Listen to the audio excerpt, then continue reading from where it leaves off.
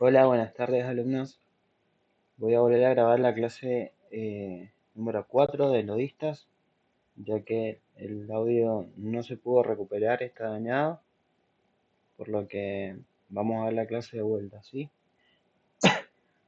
Hoy vamos a ver la unidad 3, tratamiento de sólidos, todo lo que son equipos de tratamiento de sólidos, y lo que le sigue al circuito de tratamiento de sólidos una vez saliendo del pozo, ¿sí? Vamos a hablar un poquito de los equipos, de cómo se recuperan los. Bien, en la primera diapositiva le dejo el formulario de asistencia para aquellos que vean la clase luego eh, y hayan tenido algún problema y no hayan podido estar en la clase en vivo, ¿sí? Bien, vamos a ver el circuito de tratamiento de sólidos. Nosotros ya habíamos visto en general cómo era esto, bien, y dónde comienza el circuito de lodos de perforación. Todo va a arrancar en las piletas de lodo, bien. En las piletas de lodos, después de que nosotros calculamos todos los aditivos, preparamos la mezcla en base, si es base agua, base petróleo o base sintética, en base a los requerimientos de la perforación. Bien, y necesitamos desplazar el lodo desde las piletas hacia el pozo. Lo que pasa es que no vamos a poder desplazarlo de forma directa, es decir, yo no puedo conectar una manguera de las piletas a la sarta de perforación y que el lodo se mueva solo. Entonces necesito equipos que le den esa fuerza, esa potencia para poder mover el lodo de las piletas a la sarta de perforación. Y lo que utilizamos nosotros es la bomba. Bien, son bombas de desplazamiento positivo, que lo que hacen es, por la línea de aspiración, succionar el lodo desde las piletas y por la línea de impulsión, impulsarlo por el interior de toda la sarta de perforación. Una vez que el lodo circula por todo el interior de la sarta de perforación, sale por la unidad más baja de la BHA, que es la sarta de perforación, que es el trépano, por las boquillas. Bien, y sale en este espacio que se forma entre la formación y la herramienta. Ese espacio recibe el nombre de espacio anular. Lo siento. Ese sería el espacio anular. Del espacio anular regresa a la boca del pozo, llevándose consigo los recortes de roca, que reciben el nombre de cutting, ¿sí? A la vez que nosotros impulsamos el lodo por las boquillas del trépano, el lodo arrastra consigo todos los recortes de roca, ¿sí? A esta superficie. Eso es beneficioso para que no se decanten encima de la herramienta y terminen aprisionando la herramienta. De la boca de pozo sale una T lateral, que no es más que una cañería con una salida en T, bien, donde entra a piletas donde desaceleran esta entrada de lodo y van a todo el circuito de control de sólido, ¿sí? Y eso es lo que vamos a ver en la clase de hoy. Toda esta parte del circuito de tratamiento de sólidos para poder recuperar lo más posible el lodo que inyectamos, volver a reacondicionarlo y volver a inyectarlo en el pozo, ¿sí? ¿Por qué hacemos esto?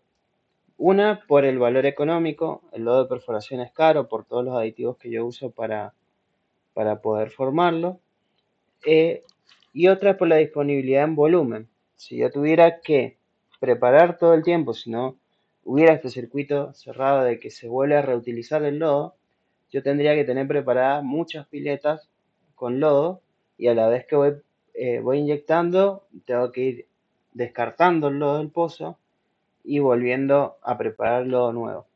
Esto hace el procedimiento más caro, más lento, y yo tendría que tener disponible mucho volumen de pileta para poder hacer esto. Bien, entonces nos ahorramos esto: dinero, tiempo y facilidad en las operaciones. Bien, bueno, habiendo entendido esto, vamos a la siguiente parte. Vamos a ver cómo es ese circuito depurador de lodo en detalle, ¿sí? Por acá es la entrada de la T lateral ya con el lodo con los recortes, y lo que van a recibir acá son una pileta que se va a ir rellenando. Es una pileta que está vacía en un principio, recibe el lodo y va llenando de a poco el nivel. Esto hace que viniendo de la boca del pozo venga con una velocidad elevada y cuando empiece a rellenar esta pileta vaya perdiendo velocidad hasta que llegue a un nivel donde empieza a decantar. Bien, eso es para que llegue a los primeros equipos que se llaman zarandas, bien, que van a retirar los recortes más grandes de la roca. Si a estas zarandas llegan con mucha velocidad el lodo, la zaranda no va a poder separar de forma eficiente los recortes de lodo, los recortes de roca, bien. Entonces yo necesito disminuir la velocidad para que venga con calma y yo pueda retirarlo. Luego de esto va a ir a la primer pileta, que es la pileta de recepción de zarandas, donde tengo en el centro un equipo que se llama mezclador, que lo que busca hacer es todo el tiempo mezclar el lodo que recibe para que ese lodo no se quede quieto y con el tiempo termine decantando los aditivos en el fondo. Bien, entonces para que no ocurra esto de decantar, siempre hay un agitador que mantiene en movimiento el lodo, bien, para que se mantenga uniforme. De ahí va a pasar a la siguiente pileta, bien, donde ya lo vamos a ver en el equipo, se hace una dilución de ese lodo, bien, está el equipo de mezclador, van a ver que los mezcladores están en todas las piletas, en todas las etapas, y de ahí va el primer equipo luego de la zaranda, que sería el desarenador o desander, bien, una vez que ha funcionado el equipo de sander, va a la pileta de recepción del desander, se vuelve a diluir y vuelve a inyectar a otro equipo que se llama desilter. Bien, del desilter sale a una pileta de recepción, bien, donde se vuelve a diluir y entra al equipo de centrífuga. Bien, centrífuga o puede haber un tercer paso intermedio que se llama mud cleaner, pero tanto la centrífuga como el mud cleaner pueden o no estar. Depende de las condiciones que tenga el lodo y la formación, ¿sí? Ya lo vamos a ver con detalle eso. De ahí se transporta a la siguiente pileta, donde son las piletas de acondicionamiento. Se vuelven a medir los parámetros tanto de densidad como de viscosidad, como de control de filtrado, para ver si cumplen los requisitos que pedía el pozo. Si no los cumplen, acá se agregan todos estos compuestos, se los mantiene agitados, unificados a cada uno, y en la última pileta, donde ya el acondicionamiento total, hemos llegado a ese punto que requería el pozo, vuelve a ser bombeado al pozo. Bien, todo esto lo vamos a ir viendo paso a pasito. Esta es una revisión general nada más, bien, de lo que pasa en el circuito de tratamiento de sólidos. Acá vamos a ver un diagrama un poco detallado en la vertical, que podemos ver más que nada la herramienta de perforación. Bien, estas van a ser las bombas que toman desde las piletas, bien, y le inyectan a todo el sistema de la sarta de perforación. Donde entra en la sarta de perforación se llama cabeza de inyección, ¿sí? Y la conexión de las piletas a la cabeza de inyección es una manguera de gran diámetro que se llama manguerote. Pasa por todo el interior de la sarta de perforación, sale por el trépano y a la salida en boca de pozo por la T lateral. Acá van a ver el primer equipo, las zarandas, y van a tener estas piletas que son esas piletas que les mencionaba yo que desaceleran el lodo. Bien, entran a la zaranda, en la zaranda, en la parte superior se retira todo el sólido, bien, que va a análisis. Ahí los geólogos analizan los recortes para ver si vienen con rastro de petróleo, para conocer la formación, para verificar profundidades. Entonces ahí hacen los geólogos un montón de estudios, bien, que nos van a servir a la hora de perforar el pozo en el que estamos y pozos cercanos a este. Bien, una vez que se trata, pasa a las piletas. Estas piletas ya no se utilizan mucho, ya no se ven mucho, son piletas enterradas. Ya no se utilizan mucho porque son piletas que pueden ser contaminantes, ¿sí? Si no se hace un buen cuidado de la aislación del fondo de las piletas, se puede filtrar el lodo y si el lodo ha tenido contacto con petróleo, podemos terminar contaminando napas de agua o el propio terreno. Bien, entonces acá está un listadito de cómo sería el paso a paso del recorrido del lodo en el sistema de tratamiento de sólidos. Bien, primero sería la salida T lateral que ya me mencionamos, que es por la boca de pozo. Bien, después recipiente, que va disminuyendo la velocidad para que no entre como flujo turbulento. Eso es porque si el fluido viene con mucha velocidad, viene turbulento y los equipos de separamiento de sólidos no serían efectivos, ¿sí? Luego tendríamos las zarandas, que son los primeros equipos que reciben el lodo, que van a ver que retiran el 90% de sólido. La mayor cantidad del trabajo de tratamiento de sólidos lo van a hacer las zarandas, ¿sí? Que van a descartar las partículas más grandes. Luego vamos a tener desgasificadores, porque puede ser que el lodo haya tenido contacto con gas y venga con gas disuelto, que no son más que cilindros que tienen placas que van haciendo que el lodo choque con esas placas y pueda separar el gas, ¿sí? El gas sale por la salida superior y ese gas, según su calidad, va a ir a venteo o quema, o si es de buena calidad o se puede tratar, podría ir a la línea de producción, ¿sí? Todo depende de la calidad y de la cantidad también. Luego va a ir a la primera pileta, que es la pileta receptora de las zarandas, bien, se acondiciona para poder entrar al desarenador, pasa por el desarenador, pasa a la pileta receptora del desarenador, bien, y una vez acondicionada en esa pileta pasa al desilter. Del desilter otra vez a una pileta, se acondiciona otra vez, pasa al siguiente equipo que es la centrífuga y siguiente pileta de acondicionamiento, donde se vuelven a medir todos los parámetros y se agregan aditivos hasta llegar a los parámetros queridos. Y después otra vez de las bombas a toda la suerte de perforación, ¿sí? Como podemos ver, la mayor cantidad de sólidos se retiran en las zarandas. Los siguientes equipos van a retirar sólidos, pero de tamaños cada vez más chiquitos, ¿sí? Las zarandas van a retirar los recortes más grandes, que vendrían a ser del tamaño de un ripio, por ejemplo. Bien, si han visto alguna vez el ripio de construcción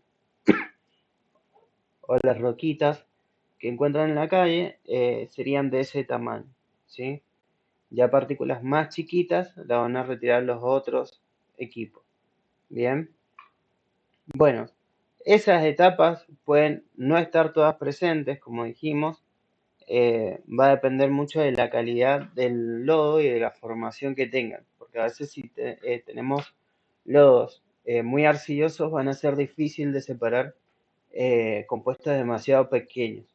Bien, después, según el tipo de lodo que nosotros tengamos, recuerden que tenemos tres tipos de lodos, que son lodo base agua, lodo base petróleo y lodo base sintético, vamos a tener que preparar los equipos, ¿sí? Por los requisitos de limpieza, por los requisitos de mantenimiento, bien. Y todo esto va a buscar a esto, recuperar casi el 100% del lodo. No lo vamos a poder hacer no lo vamos a poder hacer porque es imposible recuperar el 100% del lodo, pero vamos a tratar de recuperar lo mayor posible, ¿sí? Bien. ¿Y cómo se separan estos tratamientos? Según el tamaño del diámetro de la partícula. Es decir, el tamaño de la roquita que nosotros estamos separando. Es decir, si ustedes tienen una roca así, un granito de roca, tendrían que medir el diámetro, que sería de un extremo al otro extremo, y medir cuánto sería el ancho de ese diámetro, ¿sí? Esto lo vamos a determinar en micrómetros, que reciben esta letra de mu, m, ¿sí? Tantos micrómetros es tal clasificación de tamaño de grano, ¿bien? Y van a recibir estas clasificaciones. Mayores a 2000 micrómetros, bien, reciben el nombre de grava. Grava es muy parecido al ripio, ¿sí? Esa rocas que ustedes han visto tipo ripio, a veces colocan en las entradas de las casas o de los salones, o restaurantes también, son tipo grava. Esta clasificación se refiere al tamaño de la partícula, no el tipo de partícula, ¿sí? Una grava es grava por el tamaño, no por el tipo. Van a ver que hay gravas de diferentes colores, más carbonáticas que son más blancas, amarillentas, otras que son más de granito, que van a ver que tienen eh, diferentes colores, ¿sí? Recuerden que esta clasificación es por tamaño, no es por tipo de roca. Bien. Luego de las que van mayores a 74 micrómetros hasta 2000 micrómetros, reciben la clasificación de tamaño arena. Bien. Arena es como la arena de playa. Otra vez repito, es una clasificación por tamaño, no por tipo. Por eso, por ejemplo, van a tener arena de río, arena de playa, y van a ver que la arena de río y la arena de playa tienen colores distintos. Hay arenas que son más blancas, otras más oscuras, otras más rojizas, bien, pero no reciben el nombre por el tipo, sino reciben el nombre por el tamaño. Esa arena que ustedes tocan, que pueden tocar en el río o en la playa, es por ese tamaño de roca, ¿sí? El color rojizo, el blancuzco o más oscuros es por el contenido, por qué tipo, de qué están formados, ¿sí? Pero esta clasificación no es por cómo están hechas, sino por el tamaño de la partícula. Luego, de 2 a 74 micrómetros, vamos a recibir la clasificación de limo, ¿sí? Limo o también lo van a encontrar como arcilla, sería un tamaño mucho más fino. Algo que podría entrar en esta clasificación, por ejemplo, es la harina de cocina, ¿sí? El tamaño de la partícula de la harina de cocina entra dentro de esta clasificación de limo. Bien. Y luego la más pequeña es la categoría coloidal, que es de 2 micrómetros a menos, ¿sí? Ya son partículas muy pequeñas, muy difíciles de ver a simple vista, ¿bien? Y una forma de ver este tamaño coloidal, capaz que lo han visto, es cuando en una habitación que tiene polvo, usted habla en una puerta o una ventana y se ve un rayo de sol y van a ver pequeñas partículas flotando en el aire. Esas pequeñas partículas flotando en el aire entran dentro de la clasificación de coloidal, ¿sí? Son así de pequeñas. Y recuerden que es por tamaño, eh, no es por cómo están formadas las partículas. Bien. Bueno, los primeros métodos para recuperar los aditivos del lodo es la por sedimentación. Esto ya no se utiliza porque es muy lento este proceso, ¿sí? Pero algunos de los equipos que nosotros utilizamos tienen esta propiedad, por lo que es importante que ustedes vean la ley de Stokes, que es la ley que calcula la velocidad de precipitación o velocidad de sedimentación, es decir, qué tan rápido se sedimentan las partículas en una mezcla.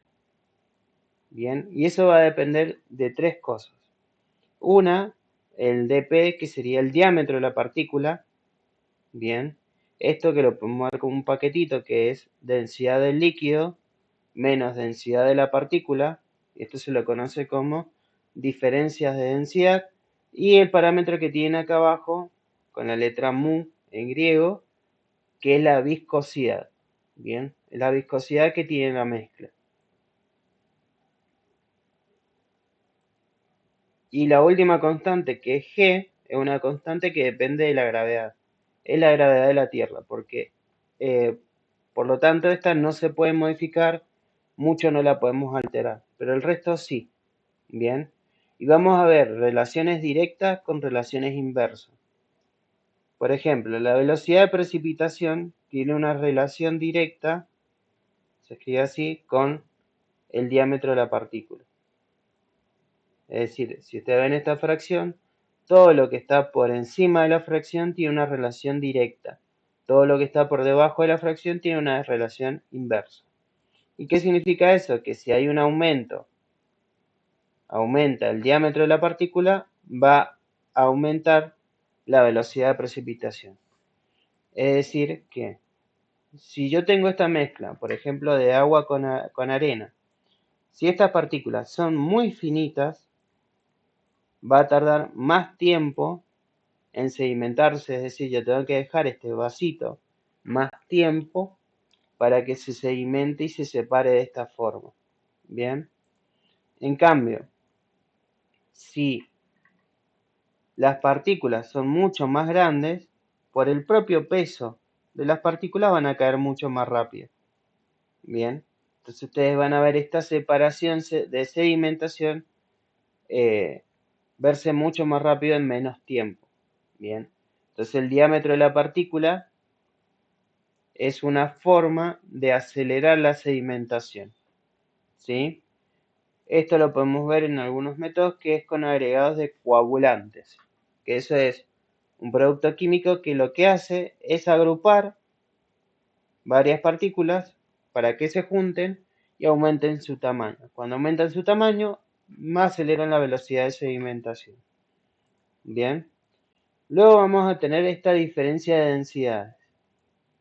Es decir, si hay una diferencia de densidad muy grande entre las partículas y el líquido, va a haber un aumento de la velocidad de precipitación. Es decir, esto tiene una relación directa también de la densidad del líquido menos la densidad de la partícula. Es decir, que si son muy distintas estas dos sustancias, se van a separar más rápido. Es decir, si hay un aumento de esta diferencia, hay un aumento en la velocidad de la partícula. Es decir, por ejemplo, esta mezcla que tiene agua con arena tiene densidades muy diferentes. Una arena puede tener una densidad de 2,3, 2,7 y el agua de 1. Entonces la diferencia es grande. Bien. En cambio, si fuera agua con aceite o agua con alcohol, bien, las densidades son muy parecidas, entonces las precipitaciones serían mucho más lentas. Bien, ocurriría de esa forma. Y luego el último parámetro es la viscosidad. Y esto, como está en la parte de la está dividiendo, tiene una relación que se llama relación inversa. A ver, déjenme escribir acá. Es decir, que la velocidad con la que precipita tiene una relación inversa de 1 sobre mu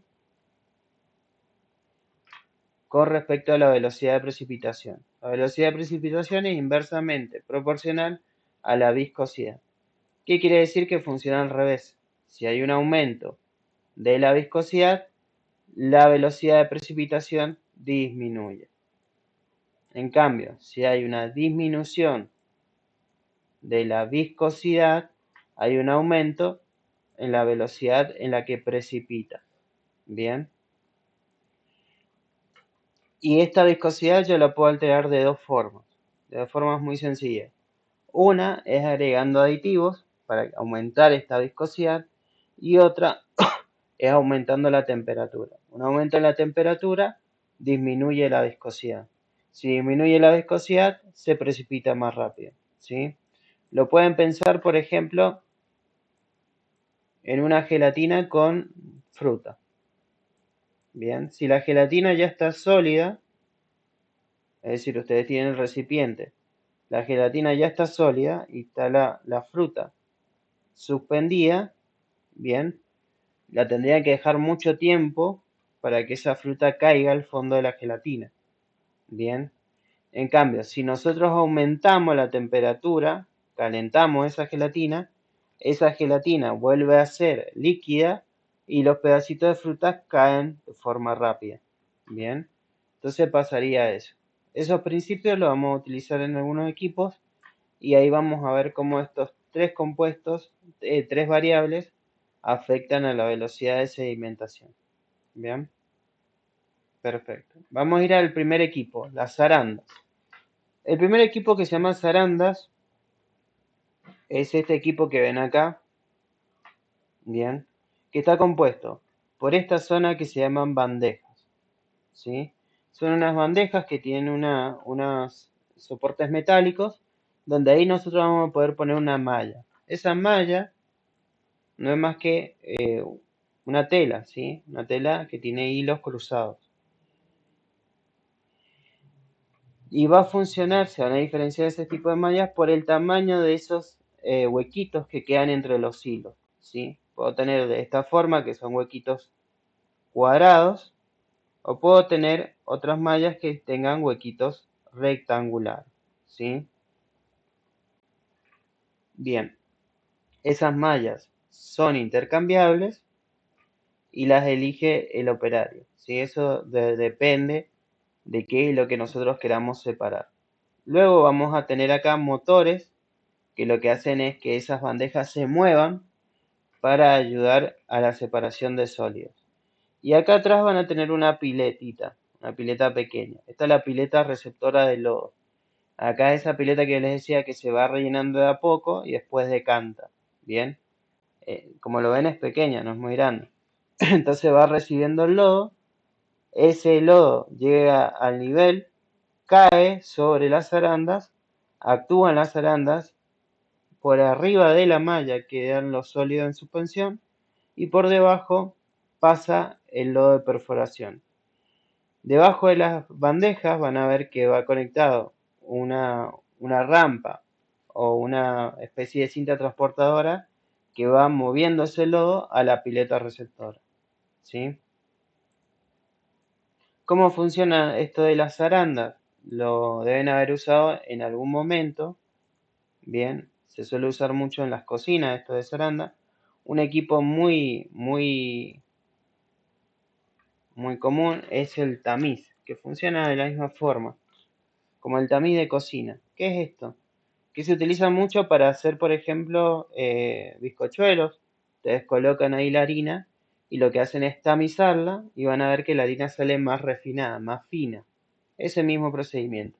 Y ese movimiento que le hacen ustedes al tamiz es el que hace la zaranda. Bien, ayudando a que se separe de forma más rápida. Y existen tamices grandes como tamices pequeños. Acá pasa lo mismo, va a depender del tamaño de las ranuritas que tengan las mallas. Bien, después vamos a ver los tipos de movimientos que yo le puedo dar a esa zaranda. Yo podría, por ejemplo, piensen en un tamiz de cocina, yo podría moverlo dibujando círculos, ¿sí? Otra cosa, lo mismo que pasa con el tamiz de cocina, nosotros no movemos la zaranda siempre en el mismo sentido, sino que vamos variando. Un momento vamos a la derecha, otro momento vamos a la izquierda. Bien. El primer tipo de movimiento es movimiento circular, haciendo círculos, ¿sí? Lo que se vio es que no da mucha fuerza centrífuga, lo que hace que no sea tan efectivo y que los recortes de lodo, los recortes, los pedacitos de roca que separan la zaranda, salgan muy húmedos. Esto no es beneficioso para nosotros porque si los recortes de lodo salen muy húmedos, se refiere a que se está llevando mucho lodo con los recortes. Es decir, estamos perdiendo lodo. Bien, y recuerden que el lodo es caro y nosotros estamos tratando de recuperar lo más posible. Bien, el siguiente movimiento es un movimiento elíptico. La diferencia entre un círculo y una elipse es esta. El círculo tendría esta forma, la elipse sería así. Bien, sería un círculo como con un extremo aplanado, ¿sí? Apretado. Bien, ese movimiento elíptico también que hacemos derecha e izquierda resultó ser un poquito más efectivo que el circular. Bien, retiraba los recortes de roca más secos, por lo que estábamos recuperando más lodo, bien, pero no era la mejor opción. La mejor opción es el movimiento lineal, y este capaz que ustedes lo han hecho ya de forma natural, de forma intuitiva, con un tamiz.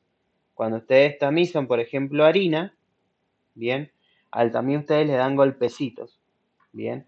Eso hace que el tamiz vaya hacia un sentido en forma lineal y después regrese. ¿Sí? Ese movimiento de ida y vuelta es el movimiento lineal. Ese que hacen intuitivamente ustedes con la mano al golpear el tamiz es lo que hace la zaranda. Se vio que es el mejor, da una mejor separación, elimina recortes mucho más secos, bien, y lo hacemos de forma más rápida. Entonces ese sería el movimiento que tienen las zarandas, de ida y vuelta. Bien. Luego las mallas. Las mallas, ya hablamos que las mallas de las zarandas se clasifican según cómo estén los huequitos que tenga la malla. Bien, pueden ser de este estilo, pueden ser cuadrados.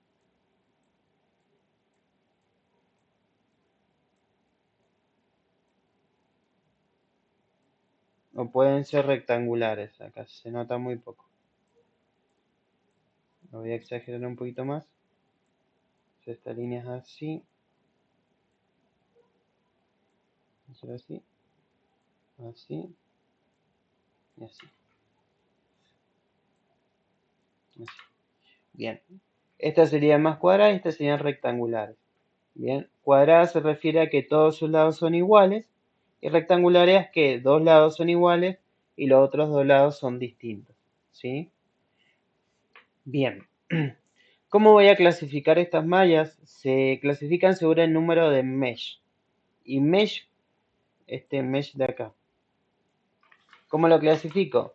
Se cuenta de forma de pulgada lineal, es decir, yo tomo un extremo de referencia y trazo una vertical. Bien, eso, si yo mido sobre esa línea, es una medida lineal. Bien, y está midiendo en una pulgada. Una pulgada para nosotros serían 2,54 centímetros. Y Mesh dice, en una pulgada, supongamos que de acá, acá hay una pulgada, ¿cuántas ranuritas tengo? Acá sería 1, 2 ranuritas, ¿sí? Y a lo ancho lo mismo.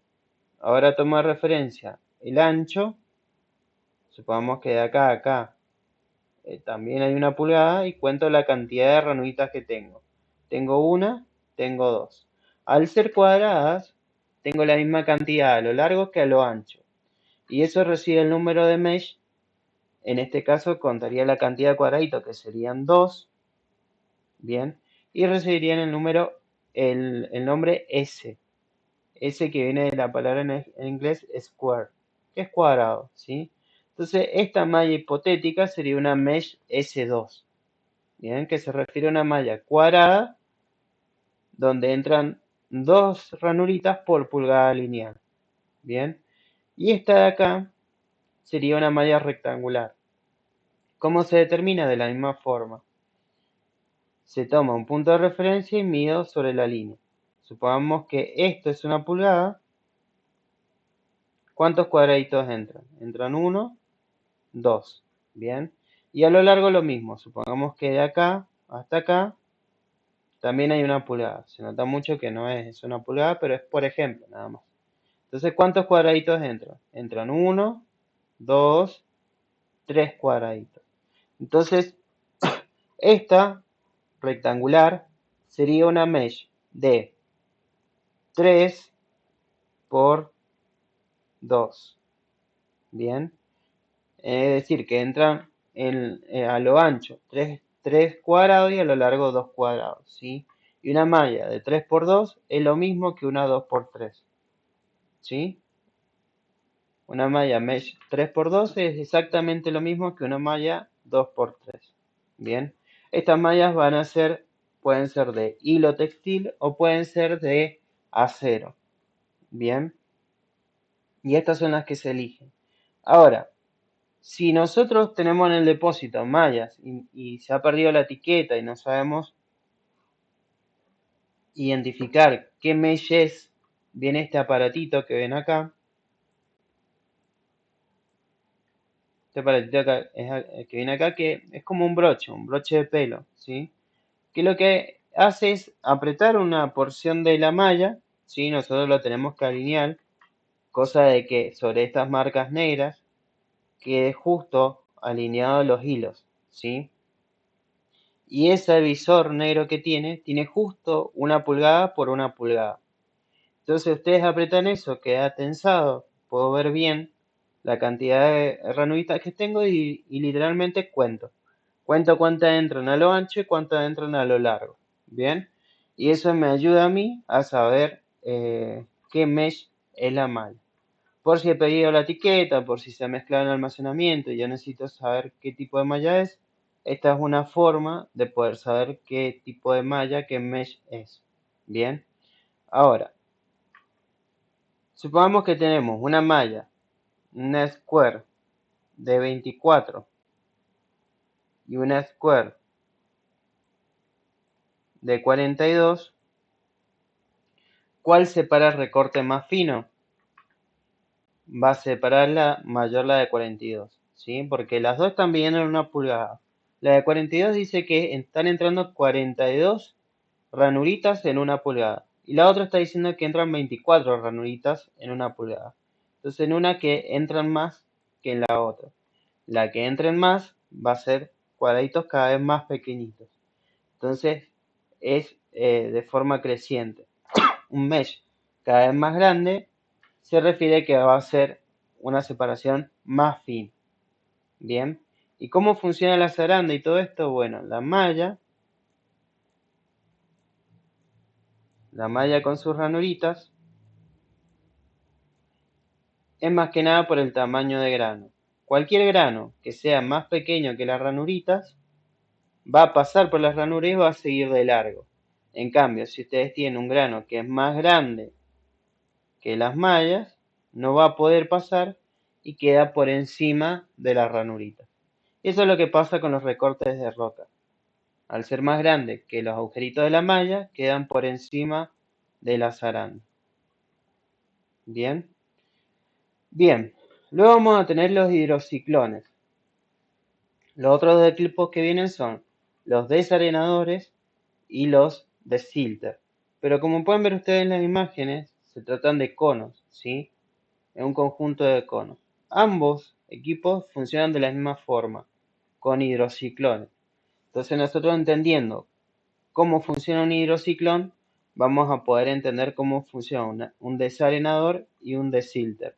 Bien, entonces, el hidrociclón es lo que ustedes ven acá. Son estos equipos de tipo cono, ¿sí? ¿Cómo funciona esto? Son alimentados de esta forma lateral, de forma tangencial. ¿Qué quiere decir? Que entra el lodo rozando las paredes, ¿bien? Y viene acelerado. Entonces va dibujando la forma de un ciclón, ¿bien? Eso le llama movimiento helicoidal.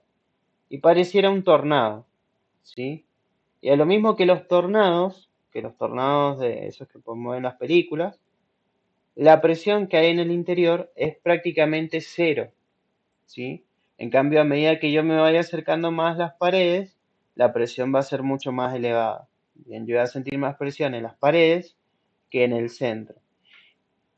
Y eso es lo que utiliza el hidrociclón. Como al haber presiones más bajas en el centro, bien, no hacen la suficiente fuerza para elevar los sólidos más pesados.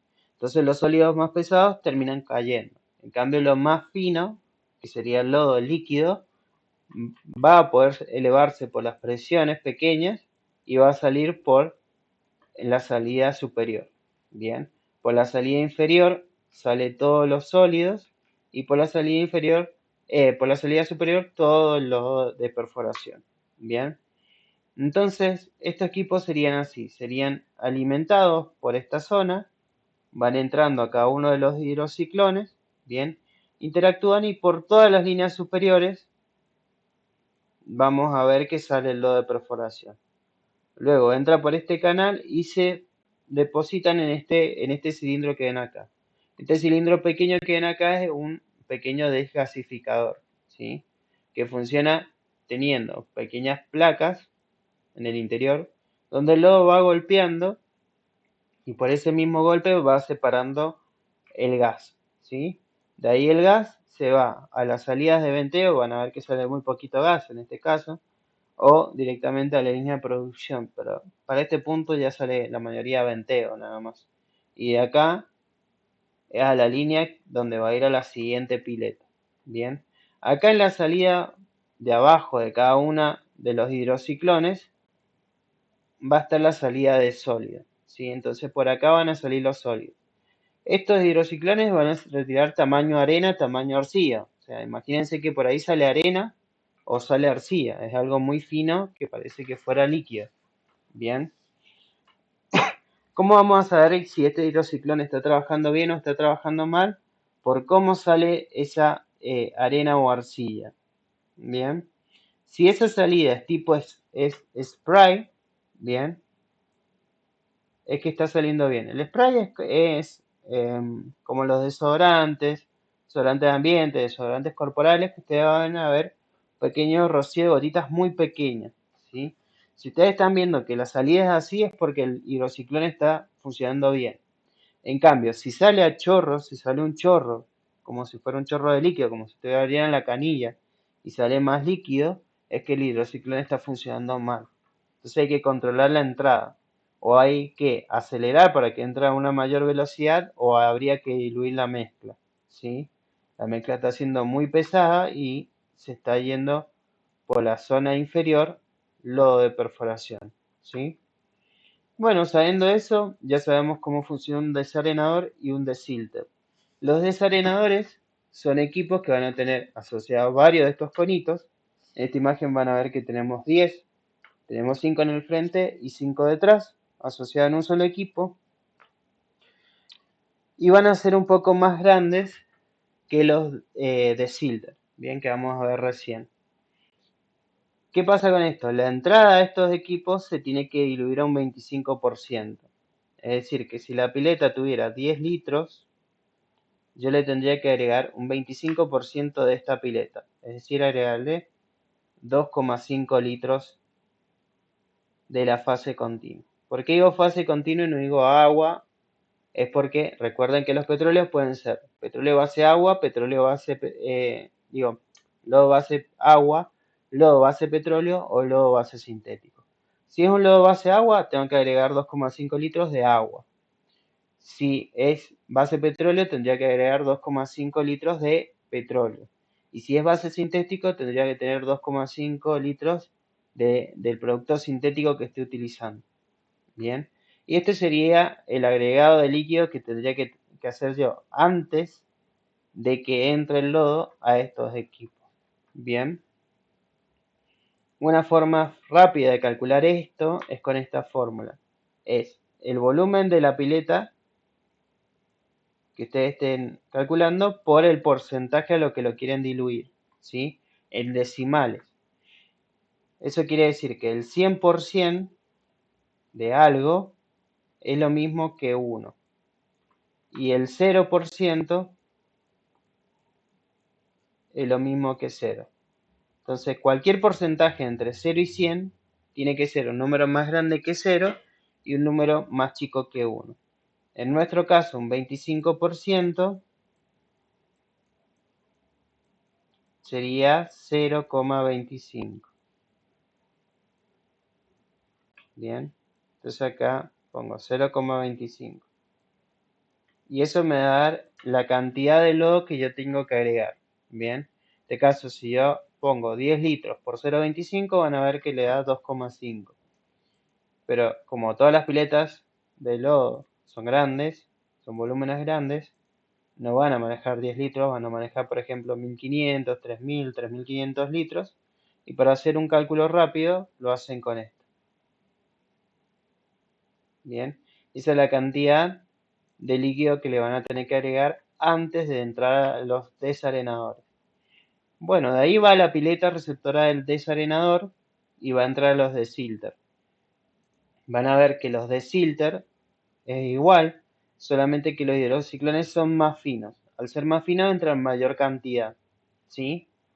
Y en este caso se va a diluir a un 50%.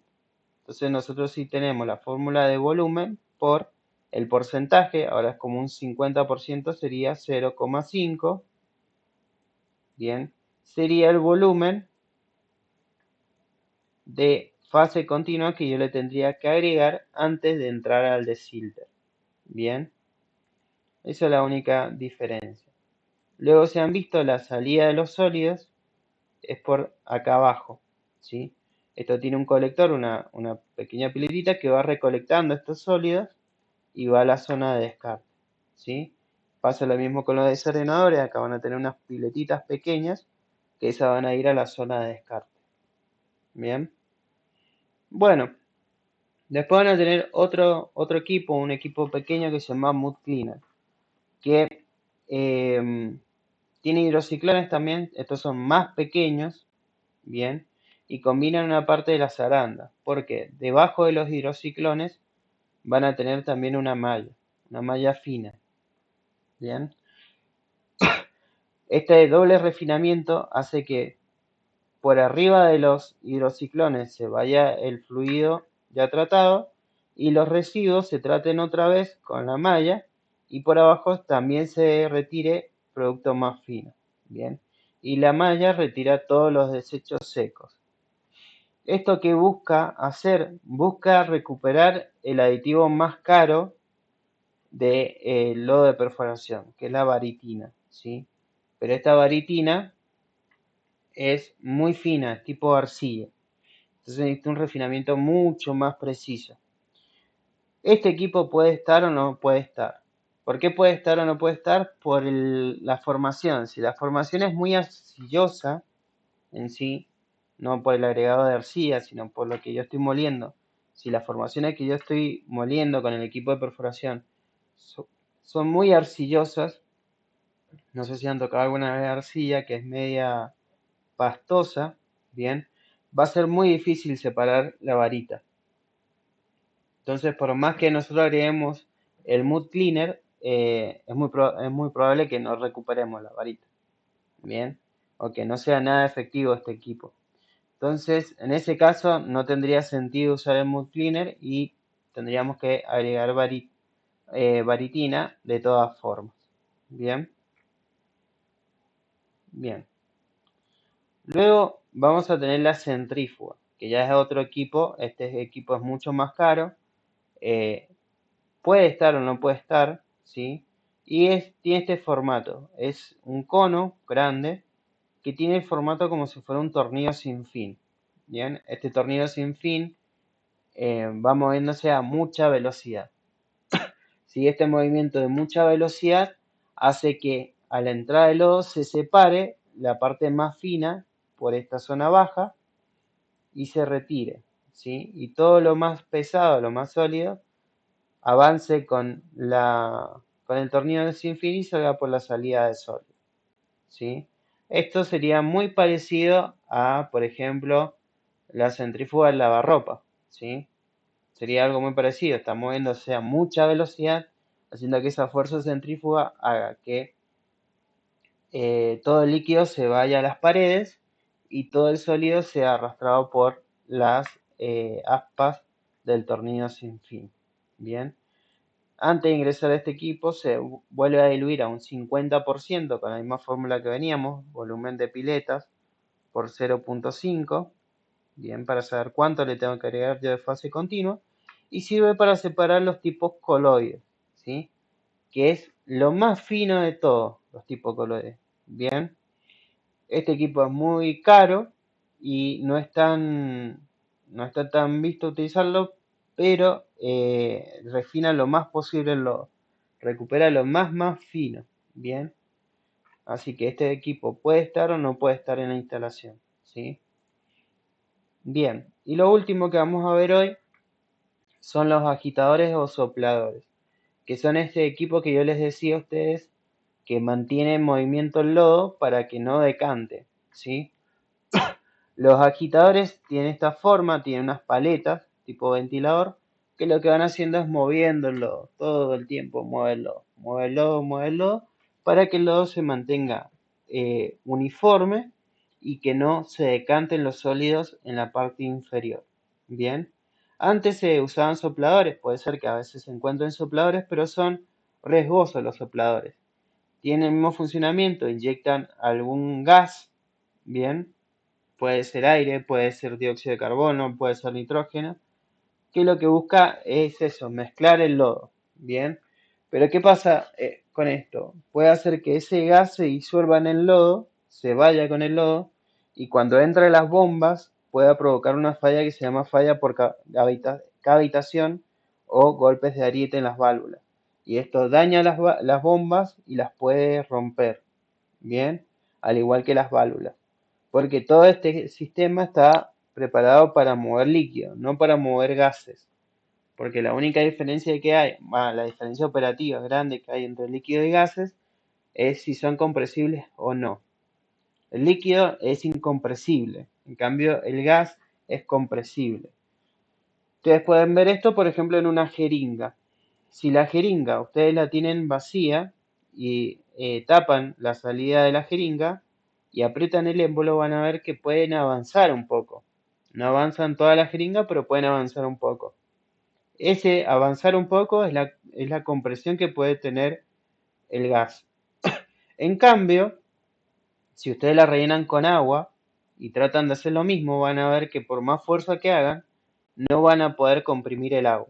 Bien, y ocurre eso. Como todas las bombas, toda la línea está preparada para un líquido que es incompresible, si estos sopladores le agregan gas al lodo, van a terminar provocando esto, que se formen cavitaciones en las bombas o golpes de ariete en las válvulas. Bien, y dañar el equipo. Luego, esto de acá ya sería el circuito en general, ¿sí? Para que ustedes vean cómo sería el equipo. De acá sería toda la sarta de perforación. De acá va por la salida T lateral. Lo primero que van a encontrar es un separador de gases. Y en este siguiente que les decía yo que tiene unos recintos donde se va golpeando el lodo, se separa el gas, va por la salida superior y de acá va a los quemadores. Bien. De este primer refinamiento de gas va a ir a las arandas. Bien. De las arandas puede ir a otro degasificador pequeño. Bien. De ahí a la pileta receptora con los agitadores va el primer equipo de Sander, pileta receptora, agitadores, de Silter, pileta agitadora, Mud Cleaner, pileta agitadora, centrífuga y al final la pileta de acondicionamiento, bien, y bombas. Vuelven a entrar a la bomba y de la bomba otra vez al circuito. Bien, esto que ven acá sería una pileta de lodo, estas las que van a ver hoy en día, ya no son esas piletas que se hacían en tierra, sino que son tipo container. Bien, ahí se prepara el lodo y se prepara cada una de estas etapas. Bien, esto es porque son más seguras, se pueden transportar, porque las piletas que antes nosotros hacíamos en la tierra no la podíamos llevar de un pozo al otro, en cambio estas sí, bien, son más seguras, si hay una pérdida o algo, estas propias piletas tienen espacios donde se contiene el lodo si hay salida, se le hace mantenimiento, se puede encontrar una fuga de forma mucho más rápida, bien.